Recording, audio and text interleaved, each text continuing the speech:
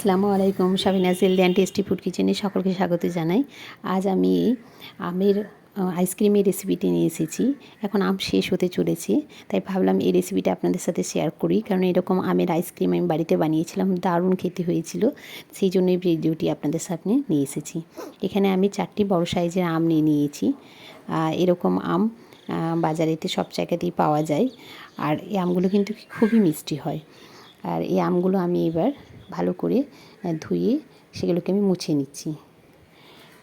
এরপর এগুলো পিস করে নেব আমের আইসক্রিম বানানোর জন্য। খুব বেশি উপকরণ নিতে লাগে না, কয়েকটা উপকরণেই কিন্তু এই আইসক্রিমটা বানানো যায়। যাদের বাড়িতে ছোটো বাচ্চা আছে, যারা বাজার থেকে আমের আইসক্রিম বা যে কোনো আইসক্রিম কিনে খাওয়ান, তাদেরকে বলবো এই ভিডিওটা দেখে তারা যদি বাড়িতে বানান, খুব সহজেই কিন্তু আমের আইসক্রিম বাড়িতে বানাতে পারবেন এবং এটা খুবই হেলদি হবে।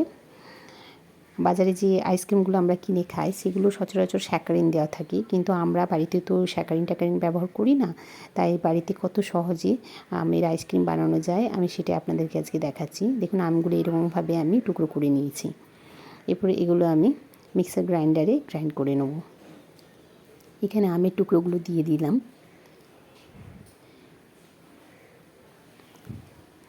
আর দিচ্ছি দুধ, যেটা আমি জাল দিয়ে নিয়েছি, গরম করে খুব ঘন করে নিয়েছিলাম। আর এটা কিন্তু দুধটা ঘন করে নেবেন। আর চিনি দিচ্ছি, এখানে আমি 100 গ্রামের মতো চিনি ব্যবহার করেছি। চিনিটা গুঁড়ো করে দিলেই ভালো, বা এখানে মিক্সার গ্রাইন্ডারে গুঁড়ো হয়ে যাবে। এটা আমি গ্রাইন্ড করে নিয়েছি।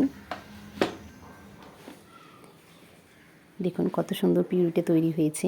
এটা দিয়ে খুব সহজে আমি আইসক্রিম বানিয়ে ফেলব, কোনো ঝামেলা নেই। দেখুন আমি এই আইসক্রিমের মোল্ড নিয়েছি।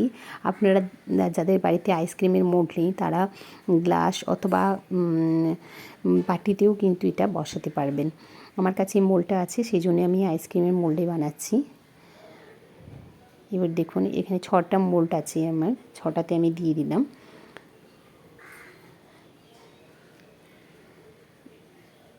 ঠিক এরকমভাবেই কিন্তু এগুলো বসাতে হবে।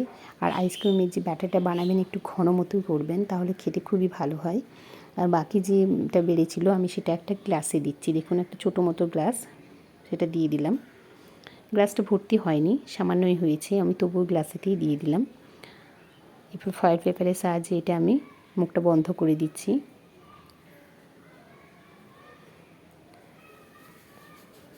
একটু ছিদ্র করে নিয়ে একটা স্টিক বসিয়ে দেবো। এরকম আইসক্রিমের স্টিক আমার বাড়িতে থাকে, তাই আমি এটা স্টিক দিলাম। দেখুন এবার আইসক্রিম যে ব্যাটারটা দিয়ে আমি আইসক্রিমের এটা রেডি করে নিয়েছি। এবার ডিপ ফ্রিজে এটা বসিয়ে দিচ্ছি। ডিপ ফ্রিজে কিন্তু দিতে হবে। এটা ডিপ ফ্রিজে আমি ওভারনাইট রেখে দেবো। ওভারনাইট রাখার পরে আমি পরের দিনে দেখুন এগুলো বের করেছি ফ্রিজ থেকে। এরপর একটা পাত্রে আমি জল নিয়েছি, এমনি নর্মাল জল, সেটা নিতে হবে।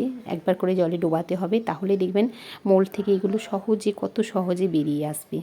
দেখুন কত সুন্দর হয়েছে দেখতে,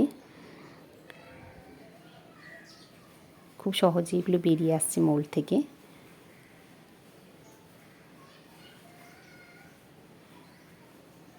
কালারটাও কিন্তু খুব সুন্দর হয়েছে। আমি এখানে ফুড কালার ব্যবহার করিনি, আর যেটা আমি গ্লাসে দিয়েছিলাম সামান্য ছিল, সেটাও আমি খুলে বের করেছি। দেখুন কত সুন্দর হয়েছে, খেতেও অসম্ভব টেস্টি হয়েছিল।